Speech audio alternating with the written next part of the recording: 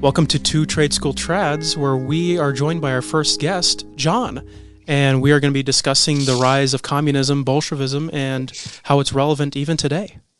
We are especially going to be looking into communism's effect on our own country here in the United States of America, and we're going to see how much communism actually plagues us today. Is it really dead? Did it really die in the 1990s with the fall of the Soviet Union? So, John, I know you're really passionate about this topic and really the innate evil that comes from communism. Can you really give us kind of a brief summary of how it rose up and really took hold in Europe and spread across the world? Yeah, no, for sure. Thank you guys for having me, and it's an honor to be on be your first guest and be on this podcast. And I want to say that I'm no history expert. I'm just a guy who kind of asks questions, looks at the narrative we're given, and tries to decode and maybe look deeper, try and find more truth. Because as we know, history is written by the winners. The victors write history, and that may not always be our truth. And as Catholics, we certainly know World War II was a Catholic war versus a Freemason communist war, Bolshevik war. And but anyways, kind of getting into that communism thing. What you guys wanted to know, like how it started in Europe?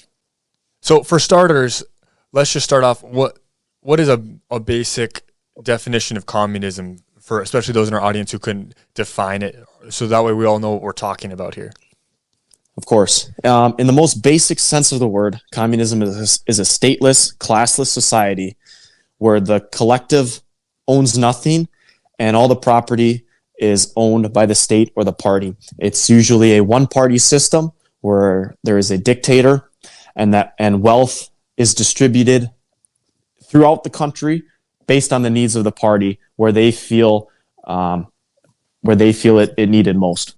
Yeah, let's discuss the origins of communism first off, like Marx and kind of how it got its launch pad in the early 20th century.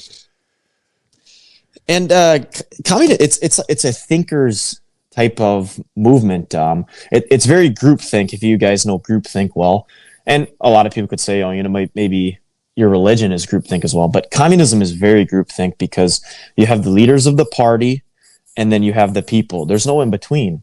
And it often coincides with a very tyrannical, one-sided government where there is one person in charge and then the party. The party always comes first, then the people. And you see that play out in every communist regime across the history of the world. I mean, the Soviet Union being the biggest. But in modern day today, you can say North Korea. Anyways, a guy like Karl Marx, you have to understand that these people, these thinkers of communism, they don't believe in Catholicism. They don't have a religion. It's a very atheist type of perspective.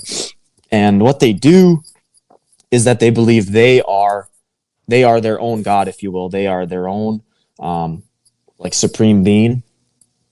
Some I know Lenin.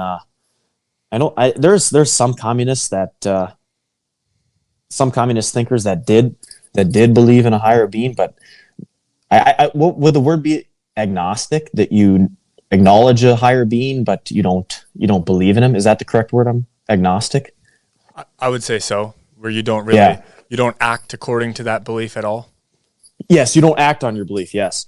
Anyway, so that's kind of where that came about. And you have to remember too, as the 1800s shifted into the 1900s, you had mass industrialization in Europe. You had incredible amount of conflict. I mean, you had go back to the French Revolution. You had the French Revolution, which turned France into a dictatorship, and it sent Europe into conflict and continual conflict, wars upon wars upon wars. Anyways, as the century turned, you saw the rise in that communism, and it was the easy way to go about it because these countries and these empires. You had the Ottoman Empire, the Austro-Hungarian Empire, German Empire. All these empires. It was this massive conglomerate of centralized power, and as one group kind of controls all the power, there gets to be wealth inequalities. And you can see that in any empire. I mean, take America, for example, if you really want to look at it. There's wealth inequalities. But at this time, the gap was incredible. And take Russia, for example. The Tsar Nicholas, he was the leader there, and it was a very rich country for the people who were in power, who knew of him and were surrounded by him. And not to say that it wasn't a functional, but you look at the Russian Empire, it was just too massive to have had it work. It eventually it was going to fall because there's people that are going to feel disenfranchised, and as thought spreads across Europe, communism spreads across Europe and into that region, people start to think the same. They start to think, oh, well, maybe there is a better option. Maybe if we're all equal, maybe if we had more land to work, the country would be better off.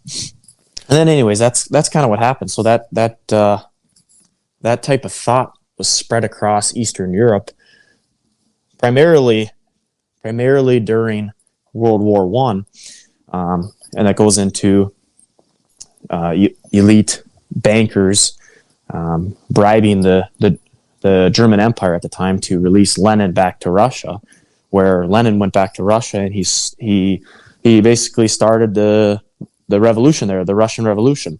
And I mean, in turn, every revolution is violent, because to overthrow someone, it has to be violent.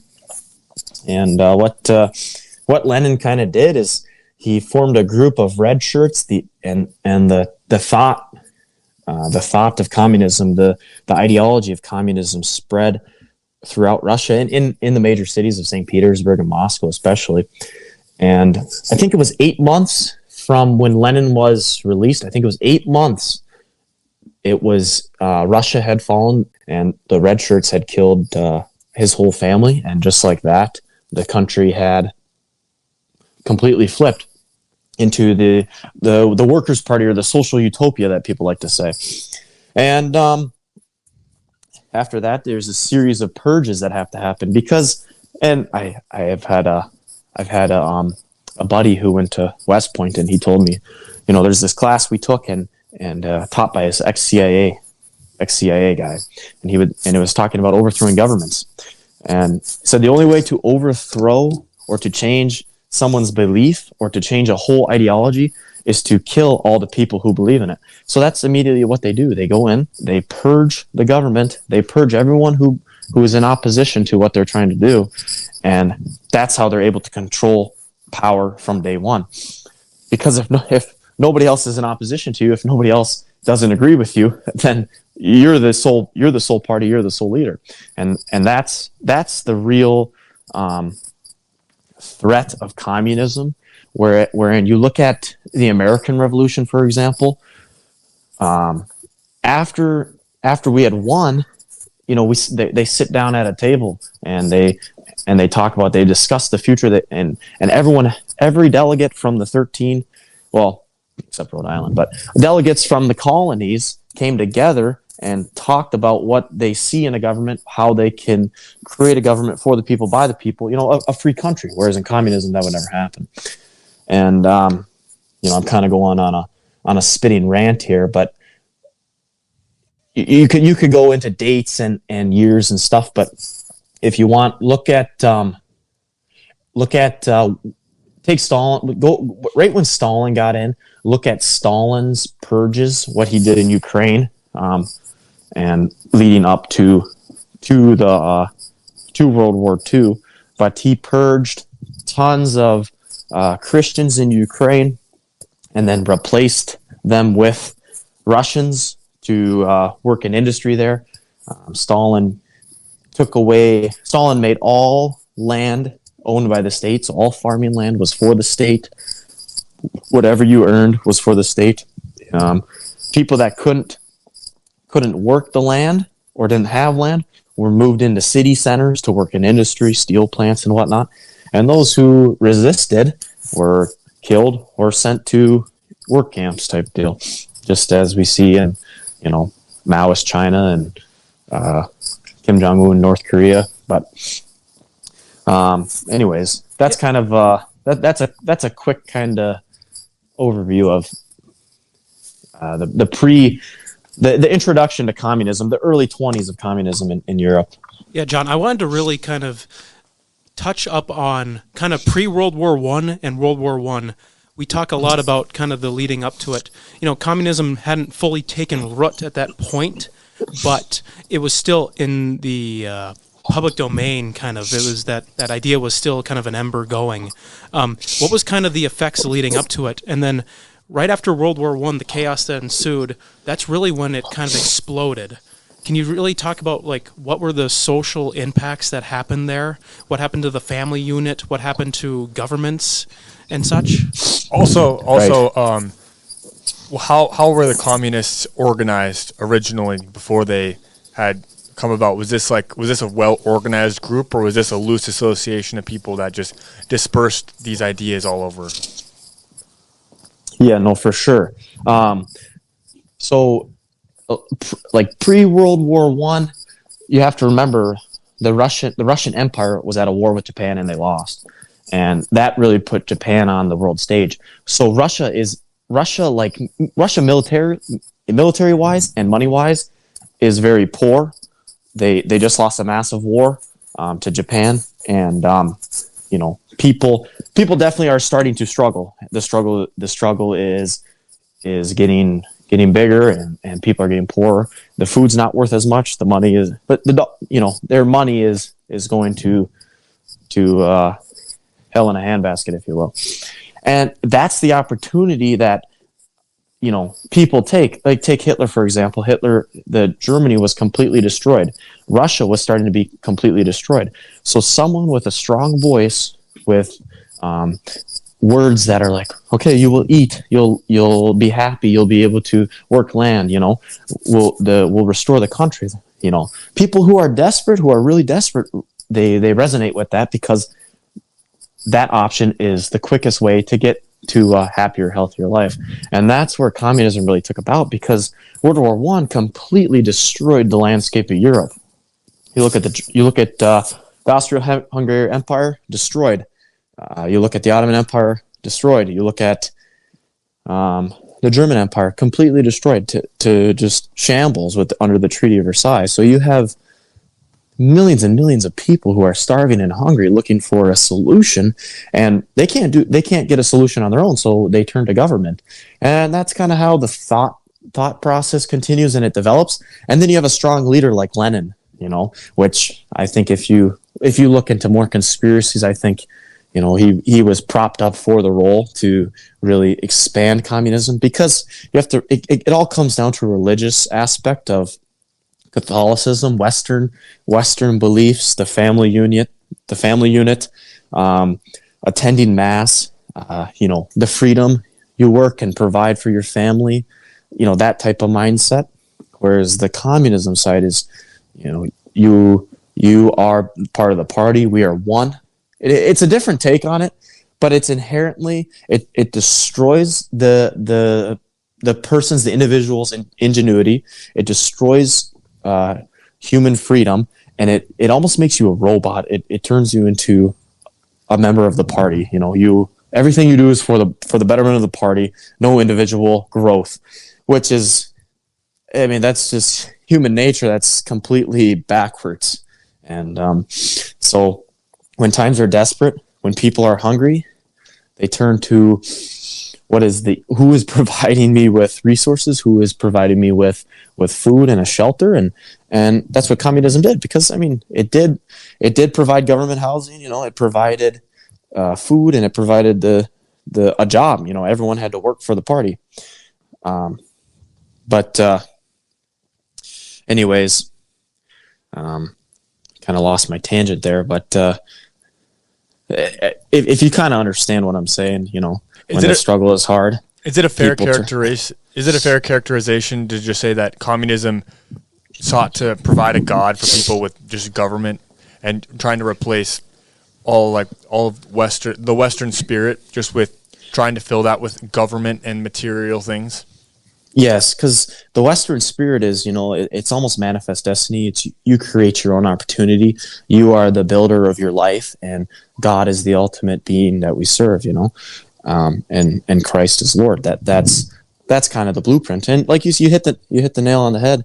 Communism replaces that with the government. We work to better the government. We work to better the people. The People's Party. You know, and there's no reward. No one gets more. No one gets less. That's the thought process, which that in turn never works. But I mean, you look at a Western country, and you look at any place on earth. There will always be people with more, and there's always going to be people with less. But that you don't have that opportunity in a communist country to get more. If you're a smarter person, or if you work harder, you know, you don't have that opportunity to get more because you're limited to what the party will give you. Yeah, America especially has resisted communism for the most part throughout its whole history. There's always been calls to it. There's always been a communist party in America on the ballot. But why is that? Why did America resist communism for so long? Is it just because our government is structured perfectly, or is there something innate about America and its citizens that is saying, no, we won't want this. We want it to go away. We don't, none of this. The majority of Americans believe in the freedom. They want less government. They want to be able to do their own thing, provide for themselves and their family, keep the family unit tight, and just live their lives. They don't want that interference. They don't want people breathing down their neck. Yeah. The reason there's a push for communism in America is because when you introduce government social programs to maybe, let's say, more disenfranchised groups in said country, then there's calls for more government influence, more government protection, where you see that in a social welfare type situation, or food subsidies, maybe government jobs, government housing, maybe government paid for healthcare. But it all goes back to taxes, and that's a whole economic thing. But like I said, if a group feels more disenfranchised or they're not getting enough, they're going to turn to people who will provide that, and that's when people start taking power. But the reason America will never turn to a communist nation without a revolution is because of how the government is structured. You have to go through three branches of checks and balances with executive, judicial, and legislative. So, I mean, say there's Congress members that want to transform something, a bill or an act that is more on the communist side, if you will, or taking away the rights of the people and putting them in the hands of the government. You'd have to go through the executive and the judicial branch before that would even pass through. Whereas an empire, it's a monarchy. It's the rule of one. They can be easily overthrown, or too much power could go to their head, if you understand what I'm saying. Yeah, and I want to jump into a little bit about Catholicism and communism. They are polar opposites. You cannot have one or the other. One is innately good, and the other one is innately evil. And of course, Rome has often said that they approve of certain government structures, or they're tolerable of them. Communism is not on that list. Nowhere near it. It's almost, I would say, it's even just forbidden. Just nope, that is not in a good sense of government. Why is it that communism is innately anti-Catholic? I would agree. You can't. There's a little. I remember when I was first learning about confession, and for my confirmation and stuff. Like, they really dove into it, and I got this little booklet of the 10 Commandments and like what would fall under certain things. And one of the things is you could be I don't know how it, the church is a little more modernized, but I mean, if back in the day when the church was a little more strict and a little more traditional, and if you're a Freemason or if you were a communist, like, you cannot be a part of the Catholic Church. You cannot go up and receive the Holy Eucharist. I mean, that's just, they don't go hand in hand, because nothing about it is similar. I mean, you have the communist ideals of, for the party, there's no human development, there's no growth, and religion is even scrutinized in communist countries. It's forbidden, and especially if you're a party member and you were to attend church. I mean, you'd be ostracized from the party. You'd lose your job, and I mean, you can see that. You can see that today. You look at Chinese Catholics. Chinese Christians have been killed for attending mass. They've been removed, isolated to certain locations in China where they're not part of the public domain. In North Korea, there's no opportunity for religion, and especially in the Soviet Union, especially back in the days of the Soviet Union, there was no religion, or if you were, you'd have to really practice it in secrecy or in hiding or underground. And that's the complete opposite with the Western type of government. The people have more of a say. The people have the freedom to vote, have the freedom to attend church, to attend mass, and go about their days, go about their life. And you can't mix them. They don't mix. And the Catholic Church will forever be against communism, and communist socialist ideals will forever be against Catholicism. And I just double checked, and Pius XII actually excommunicated all Catholics that consider themselves or support communists, and that was back in 1949. So, not even 80 years ago. 80 years ago, was that? Yeah, 80 years ago. Yes. So, in relatively recent history, I mean, you've seen it there, for example. And Pius XII was a very interesting character. He knew what was going on at the time. He knew what the conspiracy was against the church, how it was being played out, and what he needed to do. And unfortunately, we lost the war. And that's why you see a complete infiltration of the church, because the church stands for what is good. The church stands for what is all holy and good, and the best opportunity for you to succeed. So Satan, in his evil ways, in his deceiving ways, how do you do the complete opposite and try and destroy that? Well, communism is the complete opposite. No God, no freedom, no opportunity to grow as a person. And then you pin that against it, you attack it, you wrap it up in a nice present, make it look pretty, make it look successful for the people, and you shove it out, you promote it. And that's what we saw. Not to mention communist that ideology in the 20th century killed probably 100 million people in that century alone. Anyways, I'm kind of going on a tangent here, but back to Pius, and I don't know if you want to get into World War II right now, but he knew the threat that communism, that Jewish-backed Bolshevism was to the Catholic Church, and that's why he sided with Hitler to help defend that in the war. Plain and simple. So, if we can go into just a slight side tangent, do you think America was justified allying with the Soviet Union in World War II, or should they have not put up with it, and should they have followed Patton, who I think at the end of World War II he was like, let's just go right into Russia right now and end communism. I mean, obviously that'd be definitely not a prudent decision from the military perspective. But what's your thoughts on that? No, I mean, I'll preface this here. I love the United States. It's one of the few countries in the world where you have the opportunity to practice freedom of speech, freedom of religion, and you have the right to bear arms. So I would say it's a pretty well-off country, but no, I do not believe that America should have sided with the communists and the British. But the British and the Americans are our good old chums, our good old allies. But it's deeper than that. You look into it, and Stalin was a Freemason, Churchill was a Freemason, Roosevelt was a Freemason. It's a conspiracy against the Catholic Church. And you can talk about like the history and stuff, but all roads eventually lead down to religion and Jesus Christ. It always does. It's a war against good and evil. Christ stands for good, Satan stands for evil, and that's what it'll always be, and that's what that war was. It was a brother war.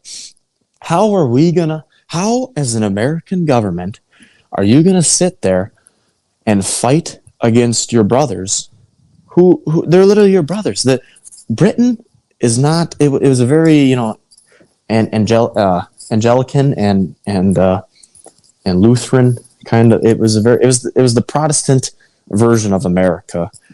Not to say that Americans didn't have a lot of Protestantism, but there was more freedom in America to practice the religion you chose. And if it's true that America was founded on Christian values, I mean that coincides with the Catholic belief. Anyways, and then but America chooses to fight with the communists against Hitler because it was all pushing a narrative. Hitler's narrative was that he was this evil, horrible person that had done these atrocities and whatnot, and that it may be. But you also have to remember Stalin had done pre World War II in the 30s in Ukraine. Stalin had killed almost 10 million Ukrainians. I mean that's a horrible, evil atrocity, and we're sitting here as an American government siding with that. Well, also you could say it's the lesser of two evils, but I would say the lesser of two evils would have been Hitler, considering that Germany is a very Christian nation, and Hitler having sided with the Vatican, and Hitler having supported Franco in the Spanish Revolution. Franco was the Catholic, the Catholic leader of then, fighting against the communist revolution in Spain, and Hitler and Mussolini had provided him with supplies and men to win that war.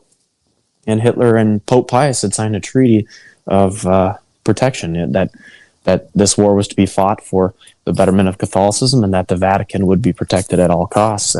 And you look at the history books, people often ask, why did Hitler not invade the Vatican? Why did he leave the Vatican alone if he was this evil, horrible person, going on a world domination? Well, it's because they had signed a treaty, and Hitler and the National Socialists were protecting the church from this Jewish corrupt kind of conspiracy to destroy. And you look at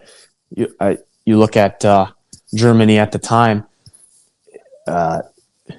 It was communism was taking hold. A one system party was developing. People were poor. Their money was worth nothing.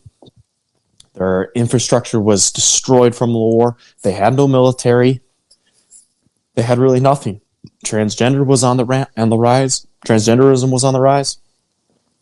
Hirschfeld was performing sex change surgeries. You could look into him, and he was one of the first. I believe it was like 1925 when it was the first. Child brothels were legal. I mean, it was just Germany was a complete cesspool. So everything immoral and evil cannot come from the belief in Christianity and Jesus Christ. That all comes from a satanic, perverse ideology, and which communism allows. So is there actual grounds then, you think, when the communists accused Pius XII of helping Hitler dominate Europe and like collaborating with him even passively? Was there valid grounds for that, you think, and was it the communists pushing that narrative? Yeah, well, the communists had won the war, so they got to write the history books, and they determine what you learn in history. Pope Pius, what Pope Pius wanted, I mean, and Hitler and Pope Pius thought the same. They thought very similar in the views of, expand Christianity, restore the Holy Roman Empire. And if you look at how the land grabs were going and how it was, that was the goal. It was to restore Europe as the Holy Roman Empire and make it even better. The Third Reich. I mean, it's right there in front of you. It's the Third Reich. obviously the first Roman Empire would have been the First Reich, so on, so on. Anyways, it's there. It's if you have the eyes to question it and to see the Third Reich, it would have been the third establishment of the Holy Roman Empire, and that's what the goal was. That's what they were trying to do, and basically rid this satanic, perverse ideology off the continent. So unfortunately, they were unable to do it. But I would say you're justified in that. Who if I was to come in and attack your property, you have every right to defend yourself and your property. And if the Catholic Church was completely under attack and infiltration, has every right to defend its establishment. And same with Hitler. His country is completely destroyed. The Jewish population made up only 500,000 in Germany at the time, and they were involved in 72% of the government operations. I mean, you have every right to defend your people, to defend your homeland. So do you actually think that America was on the wrong side of the war? Do you think that Hitler was justified in that it was actually like this triple alliance with like Britain, the U.S., and Russia? Do you think they were actually the bad guys in promoting this cultural communism and undermining the church? Yes, 100%. Because I'm not here saying Hitler was a hero or anything or any of that sort. I'm just stating what I believe and the facts. When in war, bad things happen, people die. That's how it goes. But you look at how Britain is today. You look at how the United States are today. And even Germany now. I mean, you look at any Western country, it's a complete garbage dump. I mean, it's horrible. You have the rise of transgenderism. You have the rise of socialism with the New York mayor. We just elected a communist mayor. Like, I mean, you just can't make this stuff up. Yeah, we have pro-abortion. It's basically lawlessness. We've turned away from the church, all because we fought with the wrong side. We let the perverse ideology win. And now we're seeing the fruits of that in our country with endless wars. I mean, we've Korean War, Vietnam War, we've fought Gulf War, global war on terror. I mean, it just keeps going on and on and on. And it's just like you can't catch a break because we lost the values. We lost the traditional values of man and woman raising children in the church. And you're seeing that perverse ideology take precedence, and anyone with eyes to see can see that America is ripping at the seams. We've got a far left and a far right that flat out hate each other, and I think that I personally believe that all stems from the Catholic Church losing World War II, and they really did. And you look at what happened at the Catholic Church after World War II. They went under the Vatican II Council happened, and they completely changed the form of the Mass.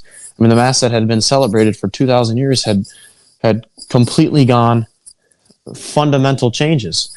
You'd have to be completely ignorant to say that there wasn't a conspiracy to destroy the Western world and to destroy the Catholic religion. But they painted in the history books as, America's the hero, we're the war champions, and that Hitler was bad and Mussolini was bad and the Japanese were bad.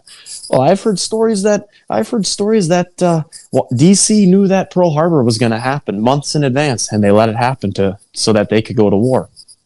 And there's one great big Masonic conspiracy out there to have world domination and destroy the United States, and that's what we're seeing here nowadays. And you take Patton, for example. Patton, after the war, said in verbatim, we fought on the wrong side of the war, and our real enemy is communism. And then we go out and we fight a Cold War against communism. So why would we have fought with them? If you go to the lesser of two evils argument, the lesser of two evils would have been Hitler. If you look at the numbers of people killed, Stalin killed 5 times more than Hitler. So I don't understand. I think there's a deeper kind of, and I hate to use the word conspiracy, but I think there's a deeper plot that that had been developing, or that had happened during that war. So I don't know where you sit on this, Jack, but I'll push back a little bit. I do think the West was already dead, in that regardless of who had won World War II, I think we still would have seen the cultural rot. I mean, the Nazis weren't really like the National Socialist Party. They were socialists. I mean, fascism and communism aren't that different. And I think regardless of if it had been the Germans or the Russians ruling Europe, I still don't think the church would have been in that sweet of a spot. And I think, I don't know, would it be safe to say the West was already pretty much done in? Because, I mean, we saw World War I happen. We saw the overthrow of the last Catholic governments in Europe right after World War I. Like, was the West not already finished? Was World War II really just pointless culturally? I want to say that really the first crackings of this happening was around 1920. If we're talking about the West in general, 1920s. Like, I like to point to Weimar Republic Germany. That was like, you see a nation crippled, like you said, John, like child brothels, abortion, transgenderism, just these clinics just popping up. And it's like, what is going on? And you think you see kind of a revival of that in the West, where it's like, oh, at some point we're getting close. But then suddenly we start to associate these kind of Western values of strong family, masculinity, the church. We see this as guilty by association with Hitler, the Nazi party. But it's like, that's not what it is. Everyone just points to it and says, oh, if you think this way, then you must be some Nazi. You must be some just crazy person if you're thinking that you have to be a masculine man and be the man of the family. What? And I think at that point, the 1920s-ish was starting to show a little bit of a dip. And I believe there was an opportunity to kind of get back on the right track, if you will, and kind of just stop the tide a bit. But I can't really say that. I don't know if we could have, even if we didn't side with the communists. I don't know.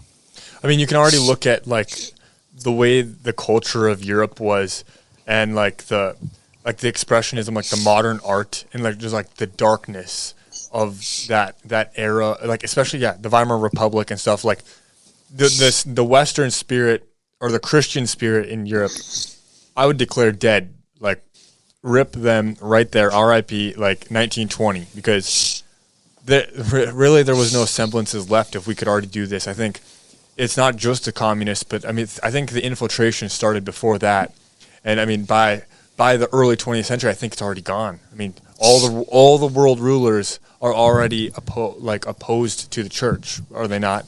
Yeah. Is World War II really not just like a big giant distraction?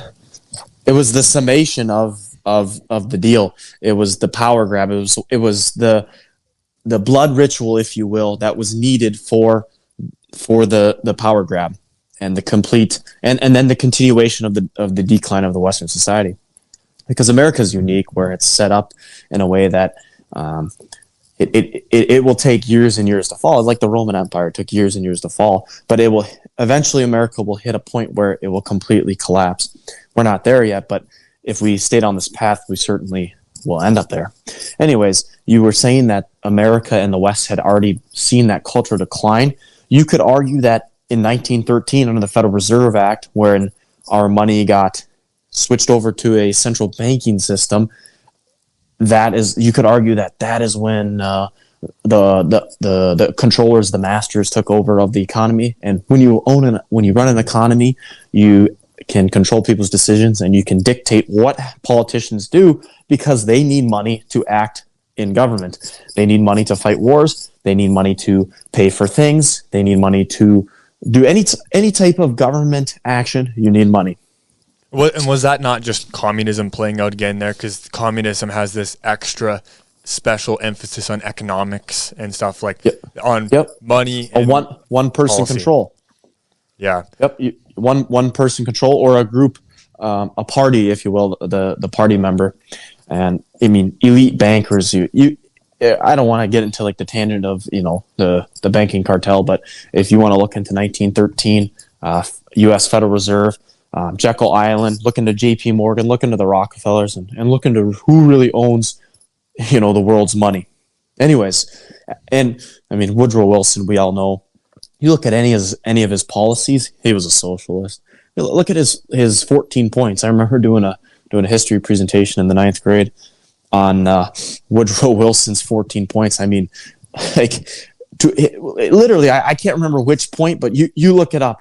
One of the point basically said in no special terms, we're looking to build a one world governance, basically a police a committee that can police the world's problems. Well, you know what that turns into? That turns into the United Nations and a police state, and that's what we're seeing right now. We got organizations like the UN, we got NATO, we have the WHO, we have the WEF. I mean, why do we need a World Economic Forum? Why do we need a Bilderberg Group? Why do we need a World Health Organization? Why it's that is just communism. The power of one. That is communism. That completely destroys human ingenuity. That completely destroys nationalism. And people go out and they say this nationalism is a horrible, terrible thing. Well, if I'm from the United States, I have an immense pride in my country to want to protect, to want to serve, and want to make it better. If I'm from Nigeria, I should have an intense pride and want to make my country better and to see my family and my people live healthy, successful lives. But we're villainized. The satanic controlled Jewish media plays on people's emotions and their heads and forces them to think that, oh, nationalism's bad. This is we need to help other people out. It's really not. That's the backwards way of thinking. Yeah, John, last point here. Cultural Marxism in America today, where do you see that at? What are kind of the dangers that are coming up of that? And why is it on the rise? Yeah, I mean, if you look at take the COVID lockdowns for example, whatever your opinions is on that or whatnot, it's irrelevant at this point. But what establishments were the last to reopen? Small-owned family businesses, your mom and pop shops, your grocery shops, and Christian churches. Those were the last establishments to open up. The Muslims could go out and pray to Allah way before the Christians could. I remember I still had to attend Mass outside. We would do Mass outside in the parking lot, while the synagogues in the city, they were partaking in their celebrations and whatnot. Target and Walmart, I mean, they were all selling food, but nope, I couldn't go into my local breakfast joint and get a cup of coffee and a nice breakfast. So if that doesn't tell you that there is an attack on the human freedom, because I mean those mom and pop shops, they work extremely hard. That is human freedom. That's America that's manifest destiny. I mean, that's what it is. That's creating something that you believe in and that you want to see succeed. And then the church is being closed. What do they do in every communist country? They attack the church. They attack those who go to church. Now, you have to make it fair. If they had shut down the churches forever, I mean, that'd be a flagrant breach of your First Amendment right, and you'd see crazy stuff happening. But anyways, to my second point on that, cultural Marxism, we just saw it recently. I mean, take Minneapolis for example. You had a guy like Omar Fateh running for mayor. That's a Muslim mayor. Trying to stay politically correct here. There's nothing wrong with that. He has every freedom to do that. He's an American citizen now, and he can run for mayor, whatever his political beliefs are. And then you got Zoran Mamdani in New York City. That's a Muslim mayor. He's openly talked about communism. Like, how do we go from a nation that was conquering and expanding and developing and had strong industry and the family unit was strong? I mean, the government was back in the pre-Civil War. The government was paying people to go west and start homesteading. I mean, they wanted America to succeed. They wanted it to be the greatest nation. And now you're looking to the. And I'm sorry if I'm rambling here, but you look at what they're teaching children in the schools, what books are allowed in school libraries, and this is all public school, government paid for. So there's an overreaching hand that is influencing all of this. I mean, there's pornography in these books. And I'll get into pornography here in a second, but there's transgenderism talk. There's gay, like drag queen story times. I mean, you're seeing so much example of cultural decay and basically anti-Christianity. I mean that it's a flagrant offense to Christianity. But and another thing too that destroys Western countries is the pornography. Some states have made it illegal, like you have to be 18 or older to access a pornographic website. But I mean, other states, anyone, you can just go on and search it, and it's free. And it's just, that's the desensitization of a nation. I mean, I'd venture a guess we go 100 years back, you're not going to find magazines and whatnot of pornography in the United States. I'm sure there's cases and examples of, because we're all humans, there's always sinful activity, but where it's promoted, where it's free, and where it's, it's not shut down as a whole, that's where I see a problem. It's like the church, it's a moral sin in the Catholic Church to be partaking in these activities. Why, if we are considered a Christian nation, do we not take control of that? Why do we not shut that down? And the examples, the list go on and on and on. And I mean, we could be here for hours and hours talking of, like gay marriage. Take that for example. Like you would never see that. You would have never seen something like that in the Holy Roman Empire. But I mean, I'm going to turn the mic over to you guys, and you can add on to that. I think one of the things really proving that America is culturally Marxist already, besides the obvious culture of death, is this isn't my own point, I've heard this from other people, but just that every single election, at least for the last 50 years, the number one governing issue that voters are concerned about is the state of the economy. The economy. How's the economy doing? The economy. That's literally the propaganda that was pushed by these Bolsheviks back when they overthrew the Russian Tsar, is all this economic focus and economics and the workforce and labor and all this stuff, and like just reducing everything to that and getting people worked up just about the economy. But I got one final point, and then I think we'll call it quits here. But parting question, I guess, is communism really dead, John?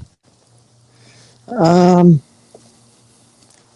it's only a fact. It's getting stronger, and it's branded differently. Because we've learned from history, you cannot simply come out and say, I'm a Stalinist communist, I'm a, type deal. You can't do that in America. Where take this Mondani guy for example, he's used the approaches. I'm a leftist, but I'm not a communist. Yes, some of my views, are for the state, are where taxes will help pay for healthcare, free busing, the word free. They like to use this word free in the modern world. Your housing will be free, your healthcare will be free, food will be free. Well, where does this free come from? Like, who's paying this free? Because nothing in this world is free. Not even our lives. Everything has a debt to it, and that debt will be paid at some point. And whether it's with human labor for no pay, or whether it's with your life itself.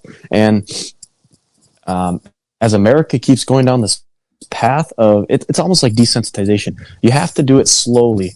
You have to desensitize the people to want this. You have to make it so bad that they want it.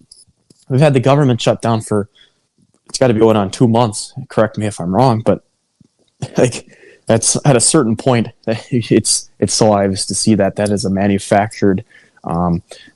It's a manipulated act to force the hand of certain people to cause a little chaos, because in chaos, one person can arise and people will believe that he can create something better. But no, communism's not dead. The Masonic influence, the elite level satanic influence has definitely it's definitely still in the church. And it's definitely still in they're teaching the youth to be perverse and lose kind of moral contracts, if you will. And I mean, you can see it at the mass. There's a massive discrepancy, and maybe the youth are going to mass more now, but I'm not sure. You see, it's always old people, or it's a family. You never see, you rarely see a 20 to 30-year-old dude at mass. So America has morally decayed, and the examples are plentiful. And going back to your economic point, I'll take a lot of the leftists, for example. They scream free, free, free, free, and then the right, they claim, deduction. We need a deduction. We need to spend more on this and this, and that'll help the economy. So it kind of it really has desensitized the American people to lose focus on what is moral and right, and you kind of see that's where we are now. And I don't know how to fix it. I don't know how to rid the system of this. I wouldn't say communism is like alive, like, this is a life and death battle of America versus a communist. Like, I don't think we're at that point. It's definitely there in spirit, and you just have to be aware of what could happen if you really let things out of control. I guess bonus question, maybe this one goes over to Jack too. What is probably, in your guys' opinions, the best way forward to stop cultural communism? What's our banner? How do we rally, and how do we reclaim our country before it's too late? I can take this one. I'll be a little cheeky with it, but we got to pump up those fertility rates and have some bloody knees. What do you think, John? So, I mean, no offense to our grandparents or anything, but the boomers had really let the boomers. I don't know how to say this nicely, but the boomers had let our country go to complete shambles. I'm going to vote for this policy because they say I can get a 1% tax deduction on my property tax. And it turns out this person is involved in some serious, undermining of the U.S. And, but anyways, like, I think when they kind of pass away, sadly everyone passes away, but when they pass away, this kind of younger, people like us who are talking like this, who think like this, are going to rise up and gain some type of prominence. And it's clear as day that you can see that the culture is trying to be destroyed quickly so that there is no chance to rise up. But the problem is that, modern technology, the flow of information is at the touch of your fingertips. People know what's going to happen if you vote these people in, or you let these policies happen, or we do this and that. And people our age are standing up against it. And fertility rates will be huge because you need families, strong Catholic Christian families, to have a bunch of kids to reproduce, to continue the ideology, and to root out the greater evil, the transgenderism, the gay, all that identity. You need to. It's a cultural stain. And the only way to beat it is to outpopulate it, or to keep it in the minority. And I think there's a possibility that it could turn the tide. It may not look like it right now, but give it 10, 15 years, and you never know what can happen. Well, you never know what can happen tomorrow, but you got to stay on the good fight, and you got to know the enemy. Christ, in the Bible, it definitely talks about, turning the other cheek, and, like forgiving others, but you also have to know your enemy. You have to know that there's an evil that hates you for you believing in him, and we'll see what happens. I don't have an answer.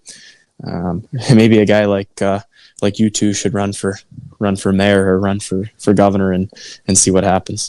That's it, Jack. We're going to move to New York, and we're going to run. I'll be your campaign manager, and we'll run for NYC mayor. There you go. We'll make New York Catholic again. How about that? That's where it's. Well, I mean, and think about New York. I mean, you had tons of Irish in New York, immigrants over, through Ellis Island. I mean, that's a huge Catholic population. And what happened to that? And if you look at videos of New York, it's a complete it's almost a zombie apocalypse, if you will. We'll revive it. We'll take over. John, thank you for joining us. You are very well spoken and can articulate your points very well. I think you're a great speaker, and thank you for joining us. Hey, I appreciate you guys having me on. I'm no professional. I'm no expert. I just kind of talk about what I see, and are my opinion, and I'm not anti anything. I'm just stating what I see and kind of the trajectory of the country. And I love this place. I want a beautiful nation for my children. I want my children to be free. I want my brother's children to be free. I want my buddies' children to be free. And I want to see America rise and prosper. And even for those who are partaking in the cultural ills of society, I want them to see what they may have done wrong and join our side, join the beautiful faith of Christianity and once again be a follower of Christ and save the country, save Catholicism, because it's the religion is definitely fading, and the Bible talks about that, and we all know what could happen if the agenda keeps going on. But again, I appreciate you guys for letting me talk, and hopefully this was decent enough information. And if you ever need more information from me or have another question, get me on another podcast, and I'd be more than willing to join and speak with you guys. Yep. Thank you for coming on. I think Jack and I, there's lots of points there we would love to have elaborated on, but yeah, we're out of time for this episode of Two Trade School Trads. So you have to tune in. We almost have to do like a follow-up, just kind of unpacking a little bit of this a little bit more. And communism is such a giant topic, Right. This has been a great summary of really all that happened. Yeah. So thank you again for joining us on another episode, Two Trade School Trads. And until next time, Ave Ave. Christus Rex.